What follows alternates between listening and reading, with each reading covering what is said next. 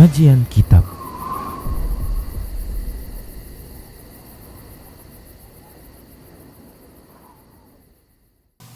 Bismillah, assalamualaikum warahmatullahi wabarakatuh. Innal hamdalillah nahmaduhu wa nasta'inuhu wa nastaghfiruh wa na'udzu billahi min shururi anfusina wa min sayyiati a'malina. May yahdihillahu fala mudilla lahu wa may yudlilhu fala hadiya lahu. Wa asyhadu an la ilaha illallah wahdahu la syarika lahu wa asyhadu anna Muhammadan abduhu wa rasuluhu sallallahu alaihi wasallam. Qala Allah tabaraka wa ta'ala, ya ayyuhalladzina amanu taqullaha haqqa tuqatih wa la tamutunna illa wa antum muslimun. Ya ayuhan nasu attaqu rabbakumul ladzi khalaqakum min nafsin wahidah wa khalaqa minha zawjaha wa bassa minhuma rijalan katsiran wa nisaa'a wattaqullaha alladzi tasaaluna bihi wal arham innallaha kana 'alaikum raqiba. Ya ayyuhalladzina amanu taqullaha wa qulu qawlan sadida yuslih lakum a'malakum wa yaghfir lakum dhunubakum wa may yuti'illaha wa rasulahu faqad faza fawzan 'azima. Amma ba'd, fa inna asdaqal hadits kitabullah wa khairal huda huda Rasulillah sallallahu alaihi wasallam wa syarrul umuri muhdatsatuha wa kullu muhdatsatin bid'ah wa kullu bid'atin dhalalah wa kullu dhalalatin finnar. Para pemirsa Rosyad TV dan para pendengar Radio Medan Mengaji, semoga Allah Subhanahu wa taala memberikan kebaikan, kerahmatan, keberkahan, perlindungan dan penjagaan kepada kita semua di mana saja kita berada. Amin ya rabbal alamin. Para hamba Allah rahimani wa rahimakumullah, tak lupa kita senantiasa bersyukur kepada Allah yang selalu berbuat baik kepada para hambanya. Selawat dan salam juga tak lupa kita ucapkan untuk Nabi-Nya Muhammad sallallahu alaihi wasallam. Kita lanjutkan pembahasan kitab Minhajul Muslim di bab yang kedua tentang adab, dan kita masih melanjutkan dan akan menuntaskan pembahasan adab terhadap sesama muslim. Baik para hamba Allah rahimani wa rahimakumullah, di antara adab dan akhlak yang mulia terhadap sesama muslim adalah tidak memboikotnya lebih dari 3 hari. Para hamba Allah rahimani wa rahimakumullah, sangat mungkin seorang muslim satu dengan yang lainnya terjadi gesekan. Sangat berpotensi satu muslim dengan muslim yang lainnya terjadi pertengkaran. Sangat mungkin satu muslim dengan muslim yang lainnya terjadi perdebatan, terjadi perselisihan yang ini mengakibatkan mereka saling diam. Baik para hamba Allah rahimani wa rahimakumullah, dan pada umumnya hal ini terjadi dalam urusan-urusan dunia. Baik para hamba Allah rahimani wa rahimakumullah, maka ketahuilah bahwasanya ketika terjadi perselisihan, terjadi gesekan, terjadi perseteruan, terjadi perdebatan, pertengkaran antara satu muslim dengan muslim yang lainnya, dan dampaknya mengakibatkan mereka saling boikot, saling diam. Ketahuilah, tidak halal bagi satu muslim dengan muslim yang lainnya memboikot saudaranya itu lebih dari 3 hari, 3 malam, 3 kali 24 jam. Tidak halal. Maka sudahi urusan dunia tersebut, perselisihan urusan dunia, ya, dengan kembali berdamai, kembali bersama. Oleh karenanya hendaknya ada pihak lain dari saudara sesama muslim yang mendamaikan mereka. Allah Subhanahu wa taala berfirman dalam surah Al-Hujurat ayat 10, A'udzu billahi minasyaitonir rajim. innamal mu'minuna ikhwatun fa aslihu baina akhawaykum. Kata Allah Subhanahu wa taala, yang artinya sesungguhnya orang-orang beriman itu mereka bersaudara, mereka itu bersaudara. Maka damaikanlah di antara saudara-saudara kalian. Tentunya apabila terjadi perseteruan, perselisihan, pertengkaran, demikian. Para hamba Allah rahimani wa rahimakumullah, jangan biarkan perselisihan itu terus bergelanjut, terus terjadi di antara sesama muslim. Maka kita sebagai pihak lain diwajibkan untuk mendamaikannya. Bahkan para hamba Allah rahimani wa rahimakumullah, Allah Subhanahu wa taala lewat lisan Rasulullah sallallahu alaihi wasallam memberikan motivasi untuk mendamaikan saudara sesama muslim. Bahkan Allah Subhanahu wa taala lewat lisan Rasulullah SAW memberikan motivasi yang besar. Motivasi yang besar untuk mendamaikan sesama muslim. Siapa saja yang berhasil mendamaikan satu muslim dengan muslim yang lainnya, ketahuilah sesungguhnya pahalanya lebih besar ketimbang pahala salat, demikian pula pahala puasa. Baik para hamba Allah rahimani wa rahimakumullah.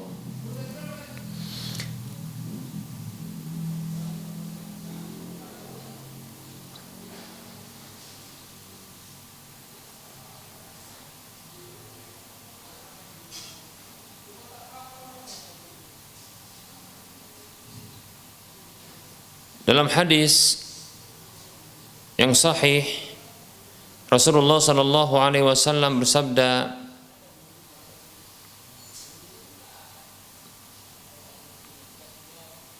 beliau mengatakan yang artinya, maukah aku kabarkan kepada kalian tentang sesuatu yang lebih afdal ketimbang derajat salat dan derajat puasa? Maka para sahabat radhiyallahu anhum mengatakan, bala ya Rasulullah, tentu wahai Rasulullah. Maka Rasulullah mengatakan, islahu dzatil bayyin, islahu dzatil bayyin, yaitu memperbaiki atau mendamaikan hubungan di antara sesama kalian. Wa fasadu dzatil bayyin al-haliqatu, kerusakan atau rusaknya hubungan baik antara sesama muslim, maka itu adalah perusak dari agama ini. Baik para hamba Allah, hadis ini hadis yang dikeluarkan oleh Imam Abu Daud, Imam Tirmidzi, dan disahihkan oleh Syekh Al-Albani rahimahullahu taala dalam silsilah al-hadits as-sahihah di nomor urut hadis 2639. Baik para hamba Allah rahimani wa rahimakumullah.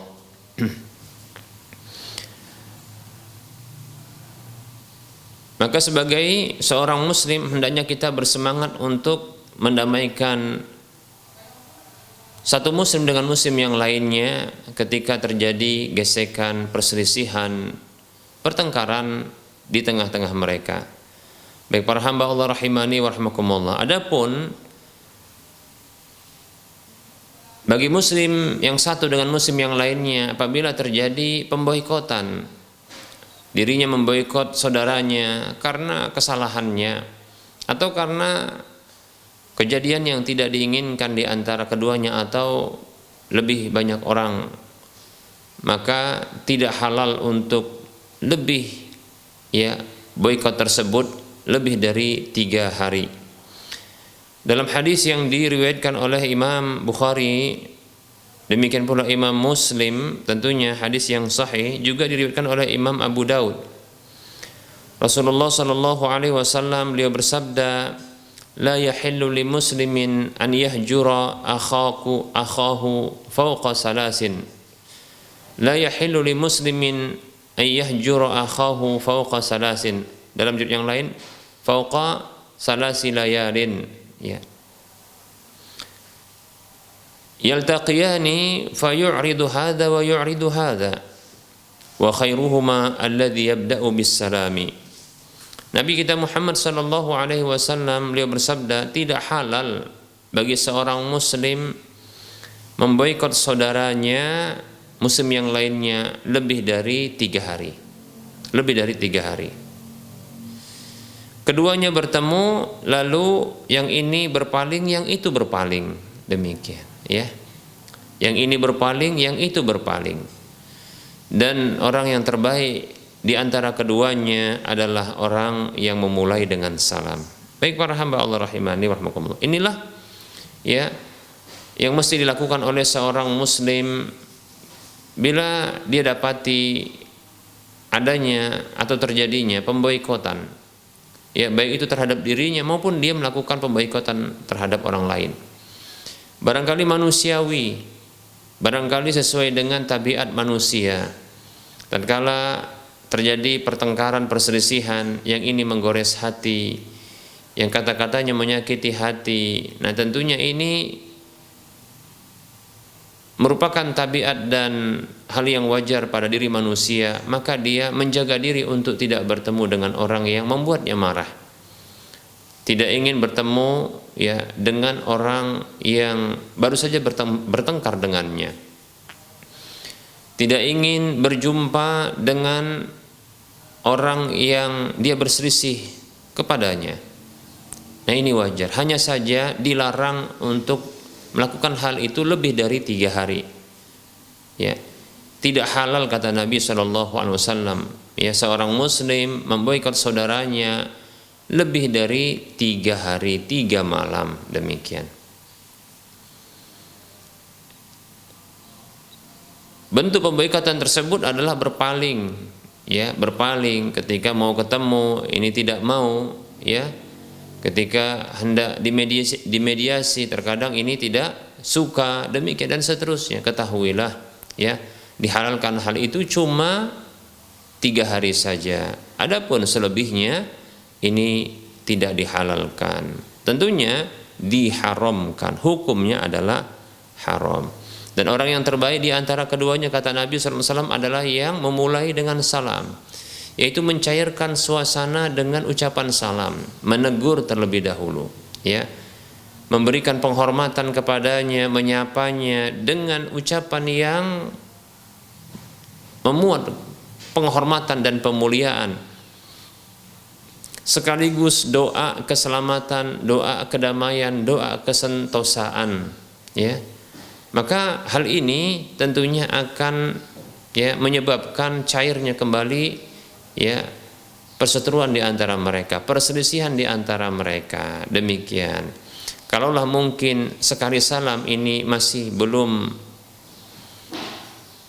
terbukti atau belum teruji atau belum juga terjadi apa yang diinginkan, maka bisa jadi kali yang kedua, ketiga dan seterusnya ini akan melembutkan hati insyaallah taala.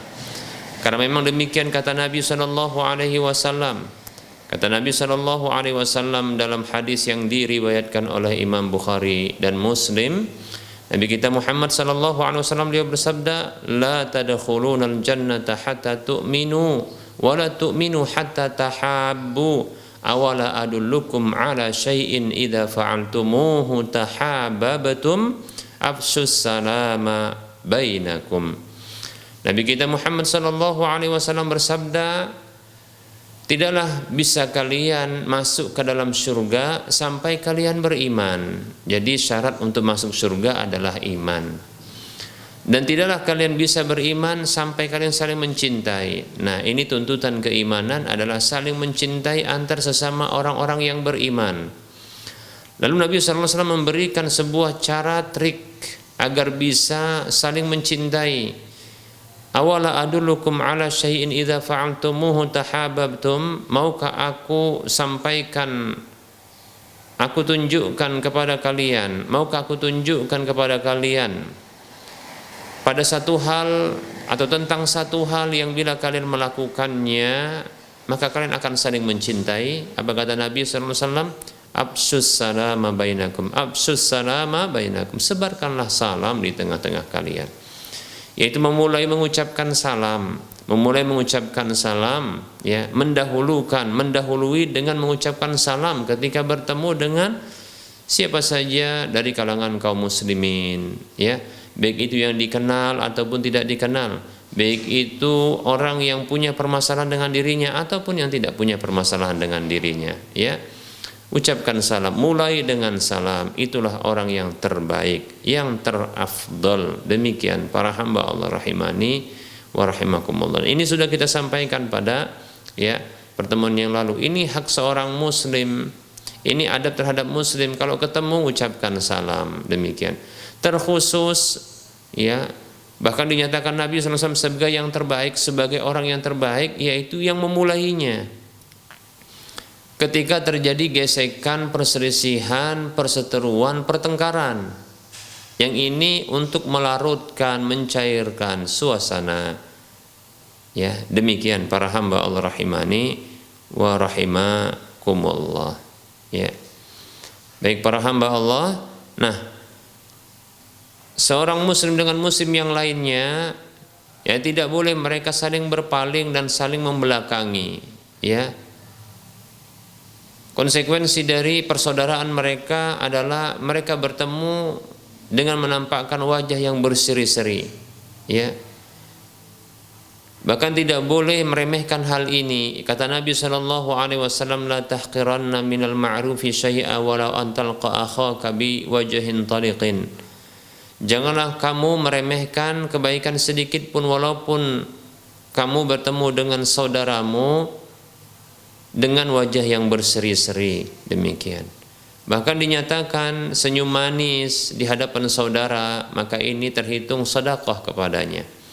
Kata Nabi SAW, tabassumuka fi wajhi akhika sedekah. Senyum manismu di hadapan saudaramu itu sedekah. Demikian. Itu tuntutan keimanan, mengucapkan salam, ya. Senyum manis, menampakkan wajah yang berseri-seri walaupun sebelumnya sudah ada perselisihan. Ya, kata Nabi SAW, wala tadabaru wa kunu ibadallahi ikhwana. Janganlah saling membelakangi, berpaling, jangan saling berpaling, ya. Dan jadilah, ya, kalian hamba-hamba Allah yang bersaudara. Jadilah kita orang-orang Islam yang saling memelihara persaudaraan satu dengan yang lainnya. Terjadi perselisihan itu biasa, lebih-lebih syaitan memang dia sangat bersemangat untuk memunculkan perselisihan di antara kaum muslimin. Tatkala, ya, dia tak mampu lagi untuk mengupayakan agar dia disembah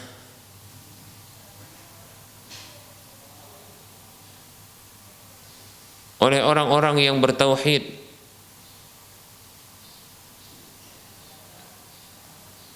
maka para hamba Allah rahimani wa rahimakumullah, dia mengupayakan, ya, agar terjadi perselisihan di antara sesama orang-orang yang taat kepada Allah dan Rasul-Nya. Dalam hadis yang diriwayatkan oleh Imam Tirmidzi, hadis yang sahih, Imam Tirmidzi menyebutkan hadis ini di dalam sunannya di nomor urut hadis 1937.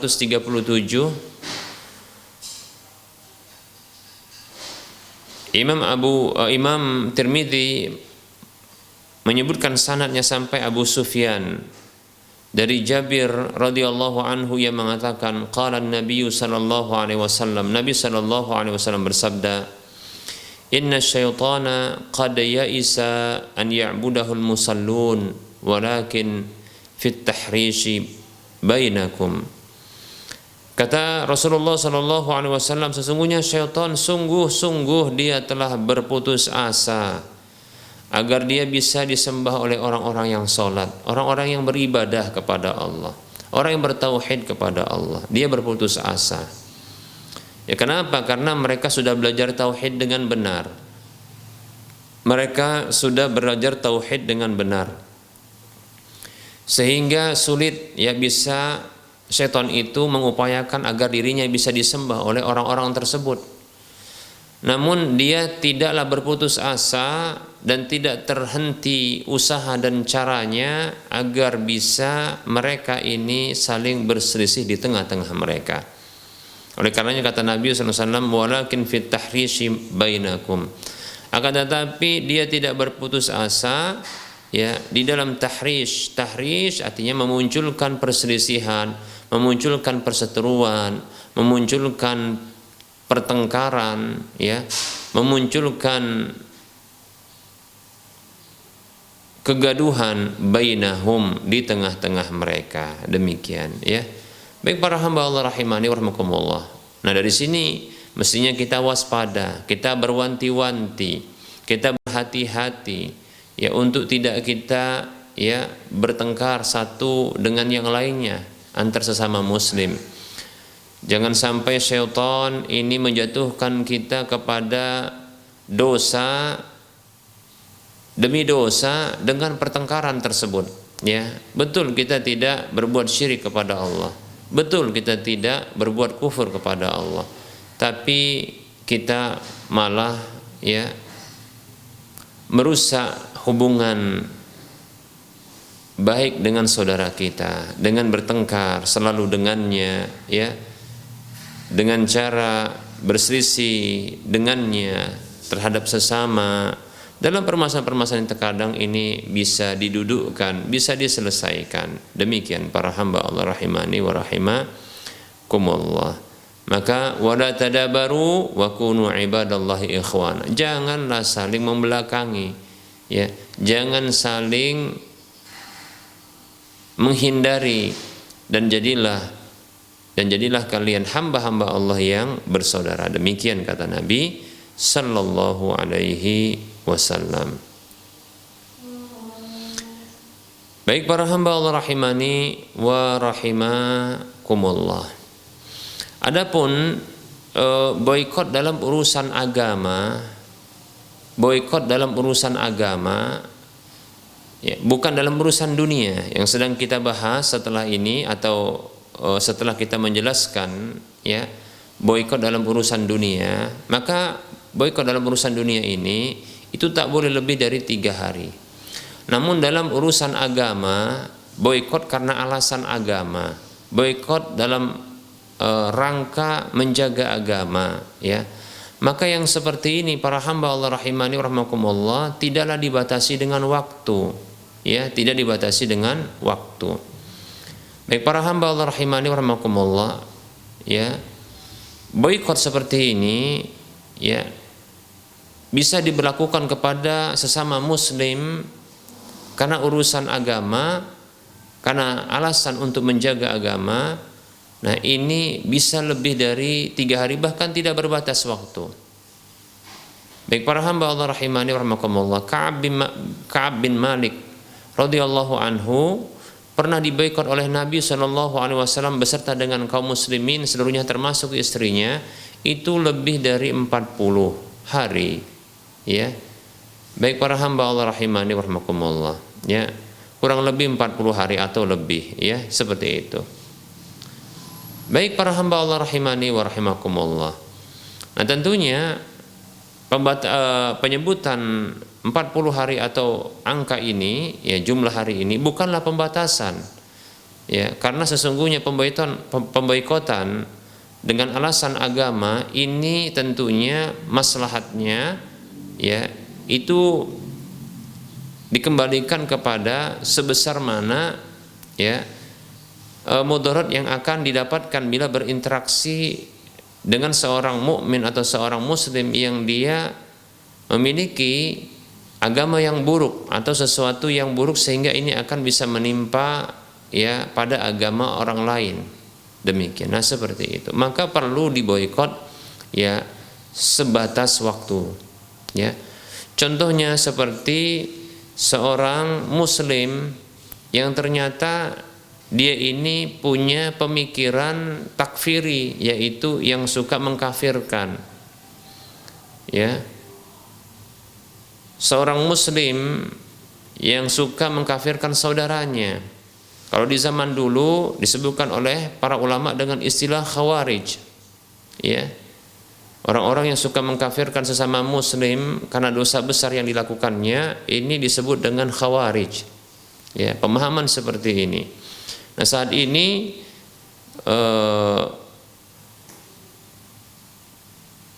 pemikiran seperti ini disebut dengan takfiri. Ya, yang suka mengkafirkan, gampang mengkafirkan, orang yang di luar kelompoknya dikafirkan. Nah, seperti itu. Ya. Atau pengkafiran tanpa dawabitnya, yaitu tanpa langkah-langkah yang disebutkan oleh para ulama berdasarkan petunjuk dari Al-Quran dan hadis Nabi SAW, tanpa memenuhi syarat-syaratnya dan hilang penghalang-penghalangnya. Nah, ini namanya pengkafiran vonis kafir secara sembrono. Itulah ya pemikiran takfiri, demikian. Nah, seperti itu. Dan semoga Allah melindungi kita dari pemikiran seperti ini.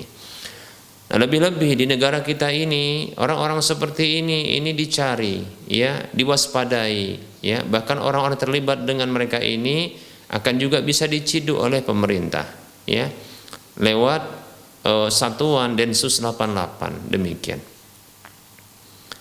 Baik, ya, terorisme itu sebutannya.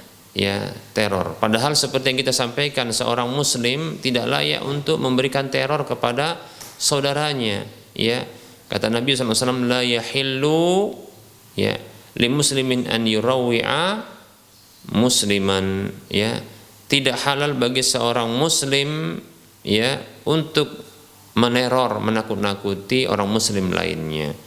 Hadis yang sahih diriwayatkan oleh Imam Ahmad dan Abu Daud. Baik para hamba Allah rahimani wa rahimakumullah, ya. Nah, orang-orang takfiri seperti ini, orang-orang yang memiliki pemikiran takfiri ini berbahaya. Dari satu sisi pemikirannya, ya, ini bisa menular kepada yang lainnya sehingga gampang untuk mengkafir-kafirkan saudaranya, demikian, ya. Bisa juga berbahaya dari sisi pemerintah yang mencari mereka. Nah, kalau berteman dengan mereka, ini dikhawatirkan nanti akan terciduk bersama dengan mereka. Oleh karenanya, ya, maka memboikot mereka selama mereka demikian, maka ini adalah maslahat untuk menjaga agama seseorang, ya. Bahkan selama mereka demikian, ya, itu terus diboikot. Seorang muslim yang punya pemikiran takfiri seperti ini, yang suka mengkafir-kafirkan dengan serampangan, maka ini diboikot itu selama mereka belum bertobat darinya. Dari dua sisi kerusakan. Yang pertama adalah karena kerusakan pemikiran takfirnya itu, yang suka mengkafirkan. Ini bisa menular kepada saudara yang lainnya, kepada orang lainnya, demikian.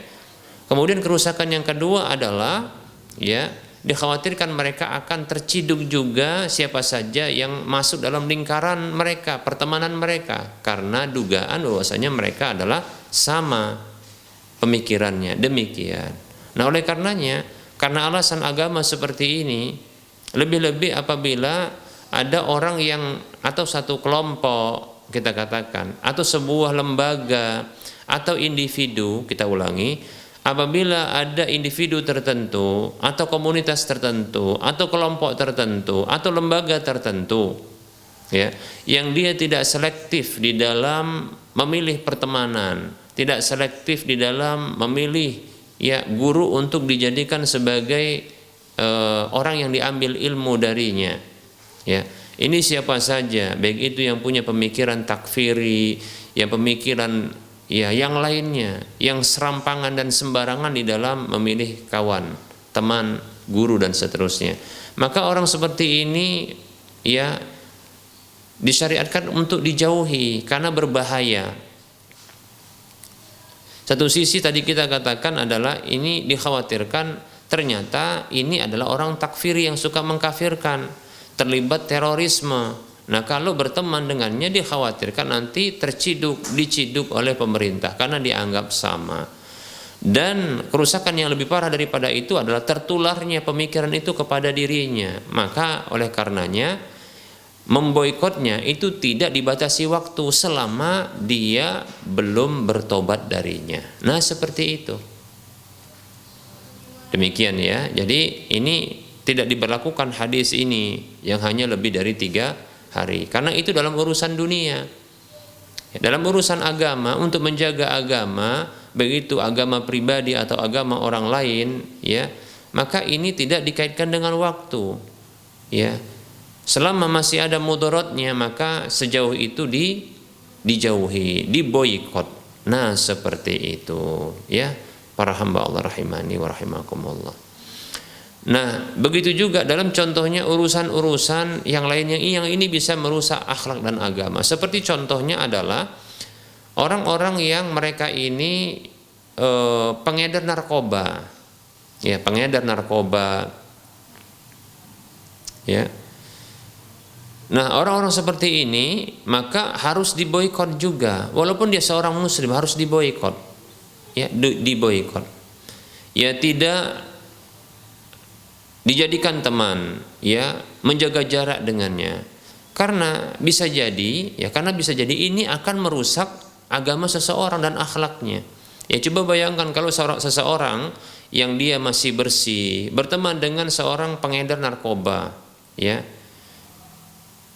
Nah, ini bisa jadi nanti dia menjadi pemakainya. Jadi pemakainya, maka rusaklah dirinya, rusak agamanya. Demikian.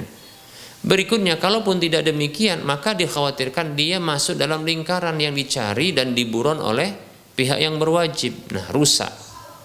Nah, itu berdampak. Oleh karenanya, ini adalah untuk menjaga agama, ya. Maka ini, ya, pemboikotannya itu tidak dibatasi waktu. Maka seperti itu para hamba Allah rahimani rahimakumullah. Maka berlakukan dalam urusan apa saja yang nanti kerusakannya dan manfaatnya itu kembali kepada agama. Ya, baik itu agama pada diri seseorang ataupun lingkungan. Nah, seperti itu. Maka boikot tidak dibatasi waktu. Adapun boikot yang dibatasi waktu, halalnya cuma 3 hari, tidak boleh lebih dari 3 hari. Ini adalah boikot dalam urusan-urusan dunia. Demikian ya, semoga bisa dipahami. Wallahu ta'ala alam. Barangkali ini materi yang bisa kita sampaikan pada pertemuan kali ini. Insyaallah ta'ala ya, kita akan lanjutkan pada pertemuan yang akan datang. Kita buka sesi soal jawab bagi para pemirsa dan para pendengar sekalian yang ingin berinteraktif. Bagi para pemirsa dan para pendengar yang ingin berinteraktif, bertanya langsung, maka silahkan hubungi nomor layanan kami 08 12 12 12 8834. Bisa juga di nomor yang sama mengajukan pertanyaan lewat tulisan chatting WhatsApp.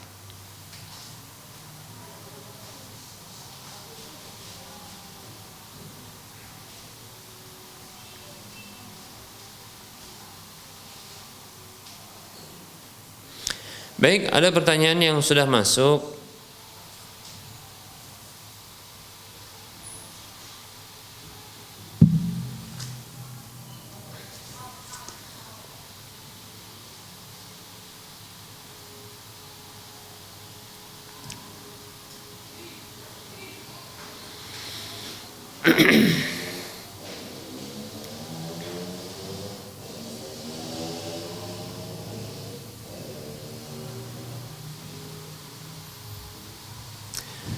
Assalamualaikum Ustadz, semoga Allah menjaga Ustadz dan keluarga.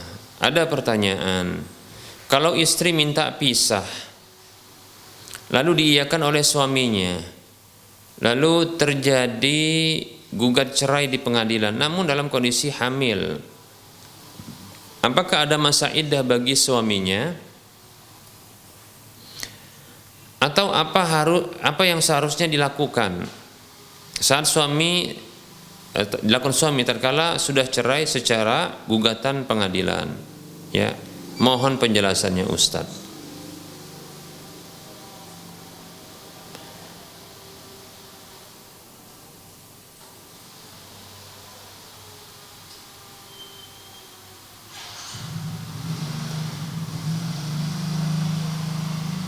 Waalaikumsalam warahmatullahi wabarakatuh. Semoga Allah Subhanahu wa taala menjaga sang penanya beserta dengan keluarganya di mana saja berada.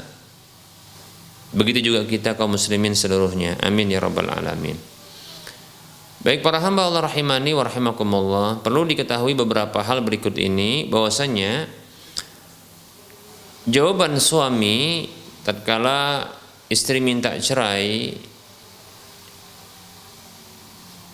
dengan jawaban iya setuju, maka ketahuilah itu bukanlah cerai, ya, kecuali ya apabila sang suami yang mengucapkan kata cerai ya dengan jelas dan gamblang tertuju kepada istrinya, seperti ungkapan seseorang mengatakan kepada istrinya, ya kamu saya cerai, atau kita cerai, atau dia katakan kamu saya talak, dan seterusnya, ya seperti itu. Tapi kalau sekedar menjawab pertanyaan istri yang istri meminta cerai, ya lalu dijawab ya begitu tanpa ungkapan yang lain atau tanpa ungkapan menceraikan atau mentalak, maka itu bukanlah talak. Demikian ya, itu yang pertama yang butuh diketahui. Baik, berikutnya adalah bila pengajuan gugat cerai di pengadilan, terutama di pengadilan agama yang ada di Indonesia ini, maka gugat cerai itu secara syar'i disebut dengan khulu', hanya saja khulu', ya, disebut dengan khulu'. Hanya saja dalam mazhab Syafi'i, karena ini mazhab yang dianut di Indonesia pada umumnya, demikian pula Departemen Agama, bahwasanya khulu' ini terhitung cerai, demikian. Nah, apabila ternyata dalam kondisi gugat cerai tersebut dan disahkan gugat cerainya dalam kondisi hamil, maka masa iddah, masa menunggu seorang istri dalam kondisi hamilnya, ya, sampai dia boleh untuk menikah lagi adalah ya itu sampai dia melahirkan. Demikian, wallahu taala alam. Nah, ini berdasarkan firman Allah Subhanahu wa taala, a'udzu billahi minasyaitonir rajim, wa ulatul ahmali ajaluhunna ayyadana hamlahunna. Ya, wanita-wanita yang hamil, ya, masa iddah mereka, masa menunggu mereka itu adalah ya selama mereka melahirkan bayi mereka, ya, atau melahirkan ya kandungan mereka itu sampai lahir bayi mereka. Demikian ya. Nah, setelah lahirnya bayi mereka tersebut, maka wallahu taala alam boleh baginya untuk menikah setelah itu, ya. Itu menikah dengan laki-laki yang lain tentunya. Wallahu taala a'lam.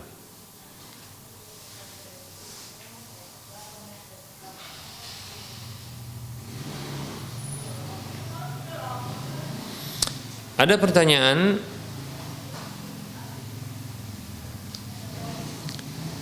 Assalamualaikum warahmatullahi wabarakatuh. Ustaz, apakah bisa memotong rambut anak yang belum diakikahi karena terkendala dananya? Baik ya.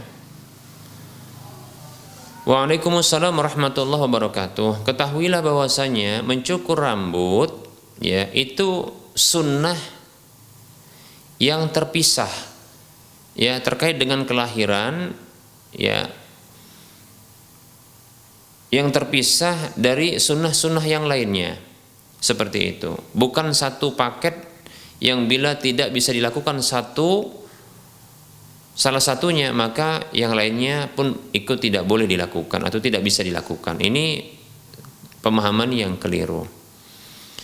Betul bahwasanya ada sunnah-sunnah terkait dengan kelahiran yang ini sifatnya masing-masing. Contohnya seperti ya di hari ke-7 itu dianjurkan untuk pertama adalah akikah. Kedua adalah mencukur rambut, ya. Kemudian ketiga adalah bersedekah dengan berat, ya, bersedekah dengan nilai berat rambut, baik itu dengan emas maupun perak. Kemudian yang ketiga adalah, atau yang keempat ya, adalah khitan. Yang kelima atau yang berikutnya adalah memberi nama. Seperti itu ya. Jadi atau yang lainnya, ini ada beberapa sunnah-sunnah Nabi SAW terkait dengan kelahiran. Nah, apabila salah satunya terhalang untuk dilakukan, maka tidaklah menghalangi sunnah yang lainnya. Demikian, seperti itu ya. Ya, ketika contohnya tidak mampu untuk akikah, bukan berarti tidak boleh diberi nama ya. Terus nanti nunggu akikah baru namanya baru ada begitu. Terus dipanggil apa? Akikah. Kan nggak mungkin ya. Tentunya dikasih nama, itu sunnah, dikasih nama yang baik. Nah, seperti itu. Begitu juga kalau ketika ya belum mampu untuk akikah karena masalah dana yang terkendala ya, maka boleh sunnahnya untuk mencukur rambut. Demikian. Begitu juga kalau tidak mampu untuk berinfak sebesar nilai berat rambut anak tersebut, maka bukan berarti tidak boleh dicukur. Tidak demikian. Ini karena sunnah yang terpisah ya, petunjuk Nabi yang terpisah antara satu dengan yang lainnya. Demikian. Nah, seperti itu ya. Begitu juga bukan berarti ketika di hari ketujuh ya tidak bisa khitan karena belum mampu ya, atau belum siap orang tuanya atau pihak keluarga untuk mengkhitankan anaknya, bukan berarti tidak akikah. Nah, seperti itu dan seterusnya ya. Jadi ini adalah sunnah-sunnah yang terpisah, yang bila salah satunya terhalang ya tidaklah menghalangi yang lainnya. Wallahu ta'ala a'lam.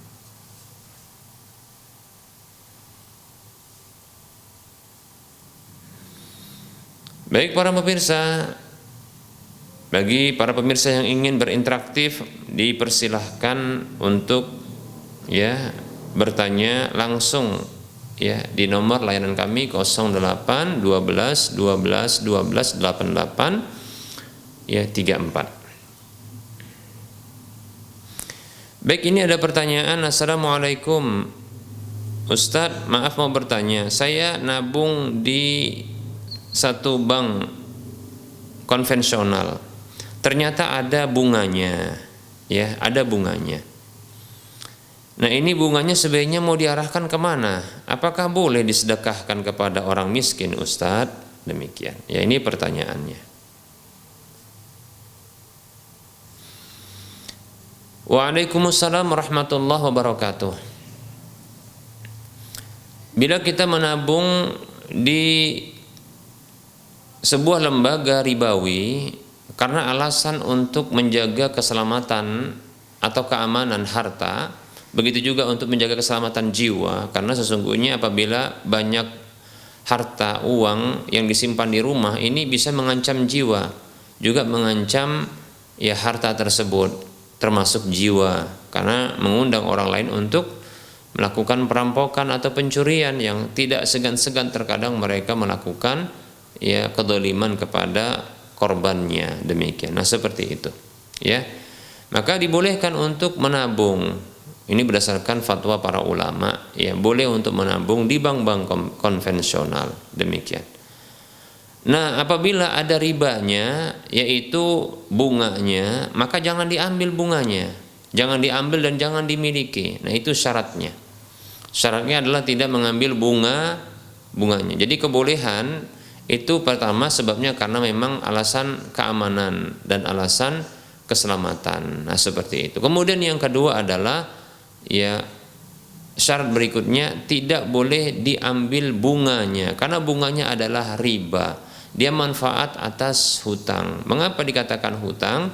Karena uang yang dititipkan di bank konvensional itu digunakan. Jadi bukan murni akad titipan, tapi ini adalah sudah digunakan. Karena menurut regulasi dari OJK, ya, pihak perbankan boleh menggunakan, memanfaatkan ya dana masyarakat yang diletakkan, dititipkan di lembaga mereka. Nah, seperti itu ya. Nah, ketika digunakan tentunya ini menjadi hutang ya, menjadi hutang. Nah, kalau disepakati adanya tambahan manfaat apapun yang disebut dengan apa saja, diantaranya adalah bunga, maka itu adalah riba. Ya, Fadlah bin Ubaid radhiyallahu anhu pernah mengatakan, ya, kullu qardin jarra manfaatan fahuwa wajhun min wujuhir riba. Setiap hutang piutang yang menarik keuntungan, menarik manfaat, maka itu adalah salah satu dari bentuk-bentuk riba. Oleh karenanya tidak boleh mengambil bunganya. Terus Ustadz bagaimana? Apakah bunganya boleh dikeluarkan? Tidak usah diambil, jangan diambil bunganya. Terus diapain? Ya dibiarkan saja. Lo menyatu dengan uang pokok atau uang modalnya. Maka kita katakan, ingat saja, sesungguhnya tidak menyatu. Menyatu hanya dalam tempat dan perhitungan. Sesungguhnya bisa dipisahkan. Bagaimana bentuk pemisahannya? Yaitu dengan cara ya mengingat modal harta yang kita titipkan di perbankan tersebut, ya, lalu mengambil sesuai dengan ya jumlah milik, ya. Adapun sisanya nggak usah diambil karena itu adalah riba, seperti itu. Jadi jangan diambil dengan alasan apapun, biarkan saja di situ. Demikian. Hanya saja dicatat seterusnya bahwasanya modal miliknya adalah itulah haknya. Adapun tambahannya itulah riba, itulah bunga yang beracun. Nah, seperti itu, ya. Baik, ya. Jadi tidak perlu untuk diambil lalu diarahkan kepada apa saja, ya. Berbeda halnya ya bila contoh ya ikut sebuah asuransi konvensional yang ini nanti meletakkan harta atau menitipkan harta kemudian ya ditujukan untuk juga mendapatkan harta tapi berlebih, nanti akan bisa mengambil modal pokoknya kecuali mengambil juga tambahannya. Nah, kalau seperti itu maka silakan diurus semuanya kalau sudah terlanjur tentunya. Nah, kalau seandainya belum memulai maka diharamkan untuk melakukan atau ikut ya asuransi konvensional. Tapi kalau sudah terlanjur bagaimana? Maka hentikan ya. Kemudian apabila mengambilnya maka ambil keseluruhannya, lalu akumulasi dari premi yang dibayarkan ya mulai dari awal pembayaran sampai akhir pembayaran, maka ini dihitung keseluruhan lalu diambil senilai akumulasi seluruhnya totalnya, lalu sisanya itu yang dikeluarkan atau dibuang. Nah, seperti ini baru ya ini harus diambil kemudian dibuang. Adapun di dalam tabungan perbankan maka ini bisa langsung dipisahkan, artinya diambil pokoknya saja. Maka cukup yang diingat pokoknya lalu diambil pokoknya atau senilai kebutuhan sesuai dengan harta atau uang yang disimpan tersebut. Adapun kelebihannya tidak perlu diambil, tidak perlu diarahkan kepada yang lainnya. Demikian. Wallahu ta'ala a'lam.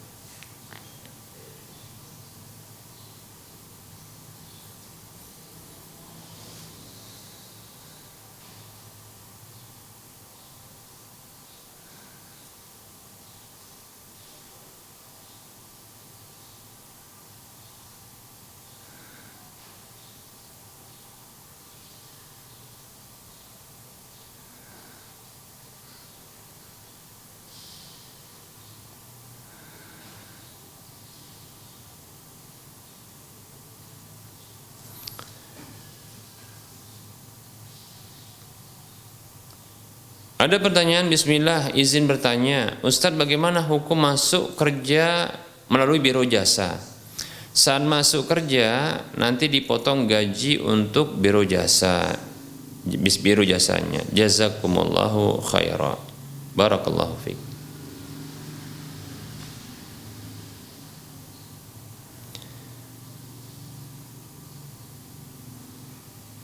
Bismillah, wa fiik barakallah. Wa anta fajazakallahu khaira. Biro jasa yang seperti ini terhitung agen, ya, orang yang dia mengambil jasa dari jasa atau tindakannya menghubungkan calon pekerja dengan perusahaan, demikian ya. Dan dia tidak memiliki jasa apapun kecuali kalau seandainya dia melatih ya orang-orang yang menjadi calon pekerja tersebut ya. Tapi kalau hanya sekedar biro jasa, hanya menghubungkan satu satu kesempatan kerja ya dari antara seseorang calon pekerja dengan perusahaan, maka boleh nggak dia mengambil fee ya dari orang yang bekerja tersebut atau orang yang menjadi calon pekerja tersebut? Saya condong boleh dengan syarat dengan syarat satu ya,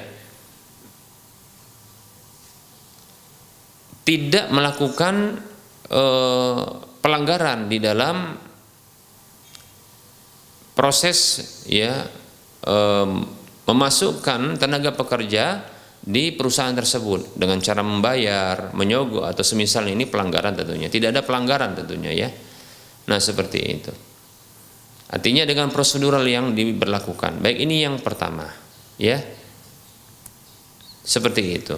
Kemudian yang kedua adalah biro jasa tersebut hanya mengambil fee yang jelas.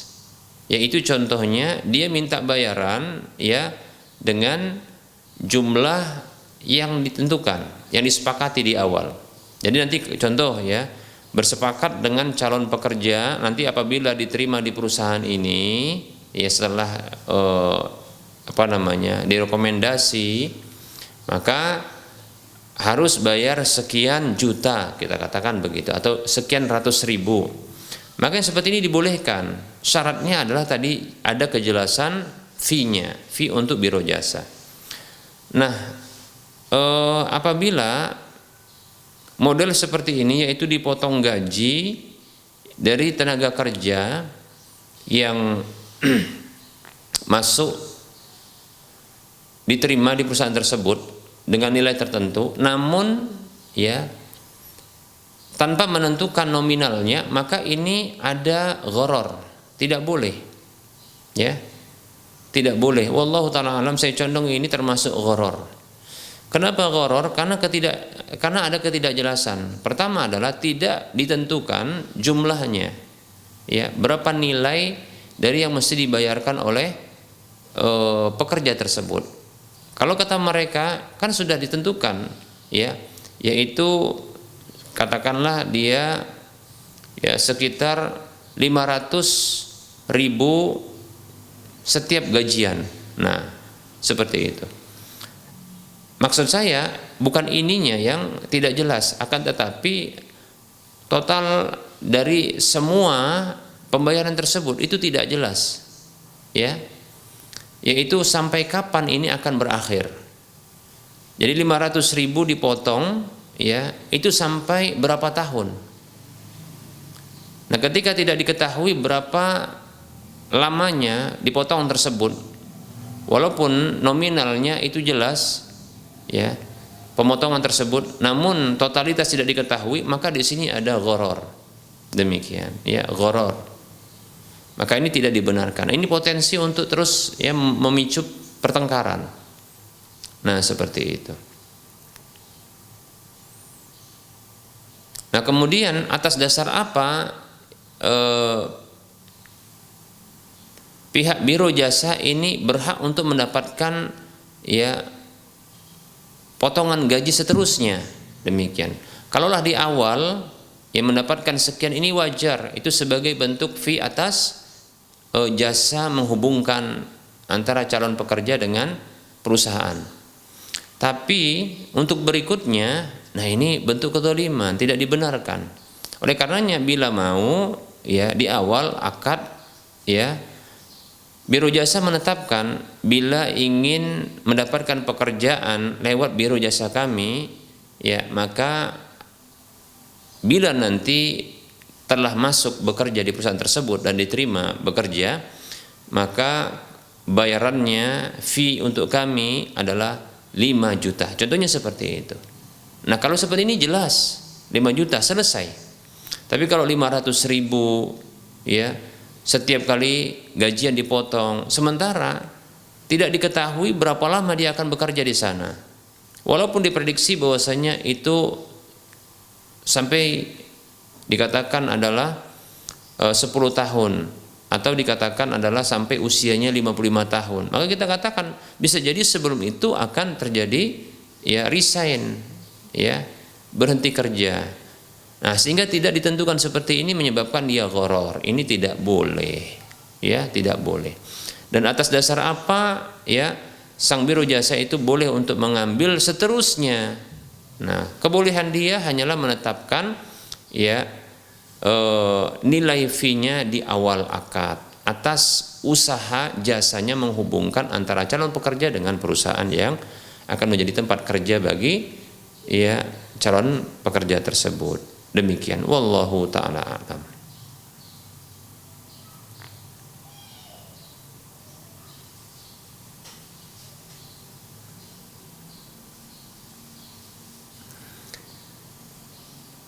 Baik para hamba Allah rahimani wa rahimakumullah. Nah, di sini ada pertanyaan berikutnya. Bismillah, barakallahu fik. Ustaz, izin bertanya, bagaimana hukum bekerja di bank syariah? Jazakallahu khaira.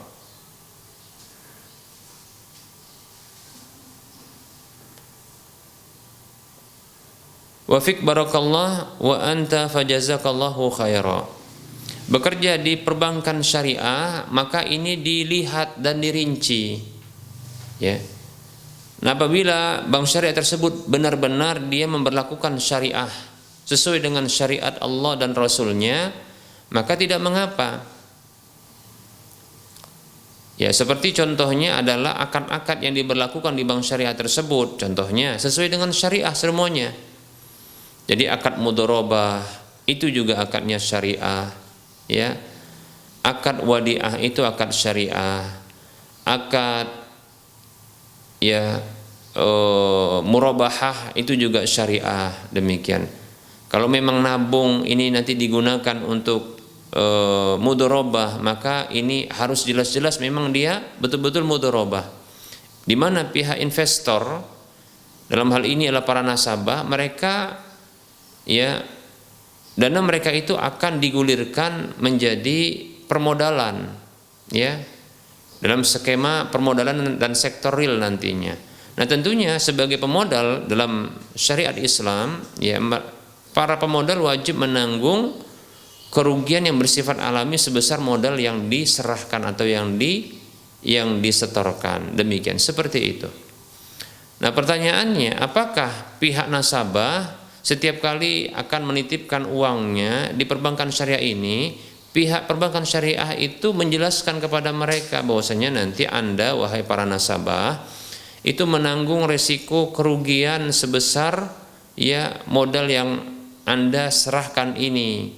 Jadi ada ya potensi untuk rugi dan Anda wajib untuk menanggung kerugian sebesar modal yang Anda setorkan atau serahkan bila kerugian itu bersifat alami. Nah, seperti itu. Apakah dijelaskan seperti ini? Nah, tentunya ya harus dijelaskan, diberitahu. Nah, demikian. Tapi saya khawatir kalau diberitahu, ya, prediksi saya adalah para nasabah itu mereka mundur karena mereka mau aman hartanya. Nah, demikian. Begitu ya. Nah, kemudian kalau seandainya pun akad yang diberlakukan seperti akad murni titipan, yaitu akad titipan, atau contohnya akad hutang, artinya nitip kemudian nanti dimintakan izin untuk bisa digunakan, maka di sini tidak boleh ada manfaat apapun yang diberikan kepada pihak nasabah. Nah, seperti itu. Walaupun digunakan, hanya saja kewajiban bagi pihak perbankan syariah tersebut, ya, apabila pihak nasabah tersebut ya ingin mengambil uangnya, maka wajib untuk diserahkan di waktu yang dibutuhkan oleh nasabah tersebut. Nah, ketika ingin menggunakannya wajib ya diketahui dan diizinkan oleh pihak nasabah. Nah, seperti itu. Dan haram untuk memberikan ya manfaat apapun, seperti itu. Nah, ini harus ya akadnya betul-betul syar'i. Nah, seperti itu, ya. Permasalahan apakah demikian perbankan syariah? Saya pun tidak tahu karena saya belum melakukan penelitian dalam masalah ini. Namun ada kawan-kawan dan teman-teman yang berusaha sebenarnya, alhamdulillah ya, berusaha untuk mereka memberikan saran dan masukan kepada ya perbankan-perbankan syariah saat ini, lebih-lebih sudah tergabung dalam sebuah lembaga disebut dengan Bank Syariah Indonesia, alhamdulillah ya. Ini mudah-mudahan Allah SWT memberikan kemudahan bagi kawan-kawan ya yang berjuang agar menjadikan bank syariah ini betul-betul syariah. Nah, seperti itu. Ya, dengan menawarkan konsep syariah dan mendorong mereka untuk melakukan ya penerapan syariah di perbankan mereka, di lembaga mereka. Nah, seperti itu. Adapun ya kalau sekarang saya ditanya, saya harus melakukan penelitian ya. Oleh karenanya saya menjawab dengan bentuk dia rincian. Ya, jika betul-betul syariah maka dibolehkan bekerja. Di antara bentuk syariah tersebut adalah contohnya memisahkan antara pegawai laki-laki dengan pegawai perempuan, dan pegawai perempuan itu haruslah mereka menutup aurat mereka. Nah, seperti itu tentunya ya. Nah, tidak boleh terjadi adanya ikhtilat atau contohnya khalwat, yaitu berduaan atau campur baur, berdesak-desakan ya, atau jabat tangan antara laki-laki dan perempuan yang bukan suami dan bukan ada hubungan kemahraman. Nah, seperti itu ya. Nah, ini termasuk syariah. Demikian. Nah, demikian pula dalam transaksi-transaksinya, maka harus juga syariah. Nah, kalau tidak syariah maka tidak boleh bekerja di sana. Nah, seperti itu. Ya, jawabannya gimana, Ustadz? Ya, saya harus melakukan penelitian dalam hal ini untuk bisa menjawab, memastikannya. Nah, saya belum mampu untuk melakukan penelitian seperti itu, ya. Atau sebenarnya belum punya cukup waktu, ya, demikian untuk mengetahui setiap akad transaksi yang dilakukan oleh bank syariah tersebut. Wallahu ta'ala alam wa anta fajazakallahu khairan.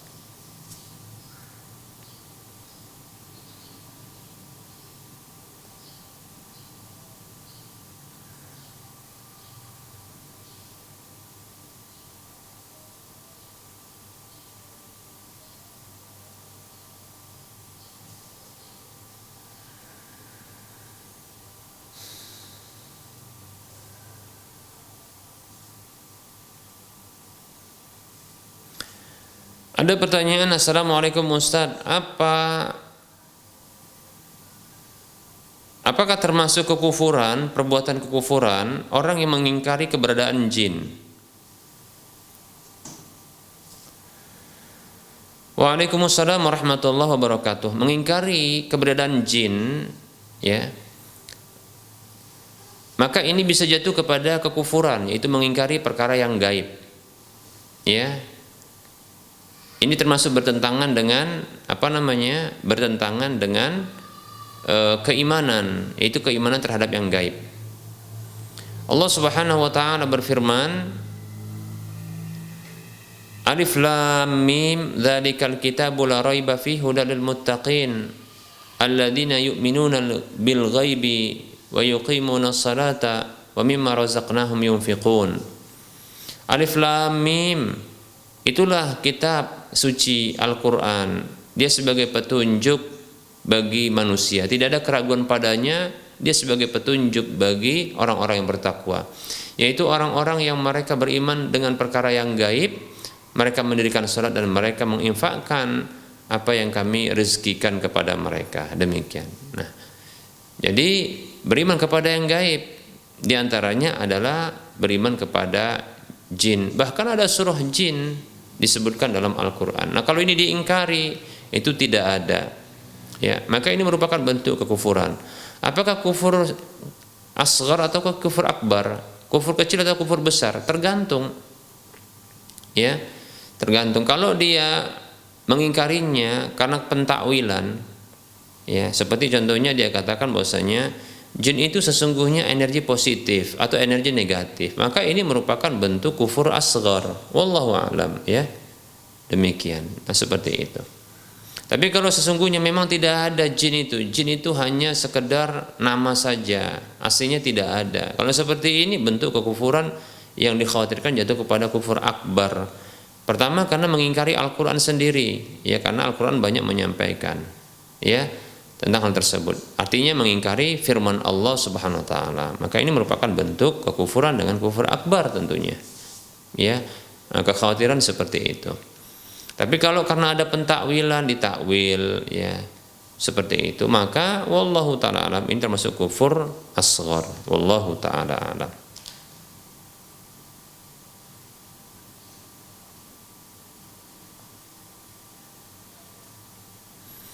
Ada pertanyaan berikutnya. Assalamualaikum Ustadz, apa hukum pembagian harta warisan suami istri? Waalaikumsalam warahmatullahi wabarakatuh. Ya wajib untuk membagi harta warisan sesuai dengan syariat antara suami dan istri. Nah seperti itu. Bagaimana bentuk pembahagiannya? Ya, apabila suami yang wafat, maka dilihat sang istri ya ini punya sang suami tadi yang wafat punya ahli waris lain atau tidak, ya seperti itu. Nah apabila sang suami yang wafat tersebut memiliki anak kandung, maka sang istri mendapatkan 1/8, ya. Nah apabila sang suami yang wafat tersebut tidak memiliki anak kandung, maka sang istri mendapatkan 1/4 dari harta warisan. Nah seperti itu, ya. Lalu sisanya itu dibagikan kepada saudara-saudara dari sang suami. Ya, apakah orang tuanya, ya apakah saudara kandungnya. Nah seperti itu, ya. Baik. Nah apabila yang wafat adalah istri, maka sang suami mendapatkan ya setengah harta sang istri apabila sang istri punya harta warisan yang ditinggalkannya, dengan syarat ya bila sang istri tidak punya anak, maka sang suami dapat setengah. Namun apabila sang istri tersebut ternyata ada anak, baik itu anak dari sang suami atau anak dari suami sebelumnya, ya maka sang suami yang ditinggal wafat oleh sang istri tersebut mendapatkan 1/4 bagian dari harta yang ditinggalkan istri. Demikian ya, wallahu taala a'lam. Baik para pemirsa dan para pendengar sekalian rahimani wa rahimakumullah, kajian kita sudah masuk penghujung ya, karena sudah atau akan masuk waktu sholat duhur untuk wilayah Medan dan sekitarnya. Tentunya dalam penyampaian ini banyak kekurangan dan kesalahan. Kepada Allah Subhanahu wa taala saya mohon ampun, dan kepada para pemirsa dan para pendengar sekalian saya mohon maaf. Sebelum kita mengakhiri perjumpaan kita ini, seperti biasa kita memberikan motivasi kepada saudara seiman, saudara seislam. Ya, mari kita turut serta di dalam berdonasi membebaskan lahan Masjid Al-Muwahhidin untuk wilayah Medan dan sekitarnya yang nanti akan digunakan lahan dan masjid tersebut untuk kegiatan-kegiatan Islam. Seperti contohnya adalah sholat 5 waktu, ya tentunya sholat sunat, ya membaca Al-Quran, kegiatan Ramadan. Demikian pula kegiatan kajian ilmiah, baik itu kajian daurah, tabligh akbar ataupun kajian-kajian rutin. Demikian pula kegiatan-kegiatan sosial yang lainnya. Demikian ya, yang jelas bermanfaat insyaallah taala bagi umat Islam. Ya, lebih-lebih secara khusus untuk dakwah. Nah, kekurangan dana untuk pembebasan lahan ini sekitar 2,9 sekian miliar rupiah. Ini kekurangan dananya. Silahkan miliki aset akhirat yang minimal pahalanya itu 700 kali lipatnya, dan ini akan terus mengalir pahalanya walaupun kita telah tiada. Salurkan infak dan sedekah jariah Anda ke nomor rekening Bank Syariah Indonesia atau Bank Syariah Mandiri di nomor 7127 485 555 atas nama Yayasan Lajnah Dakwah Medan, kode bank 451.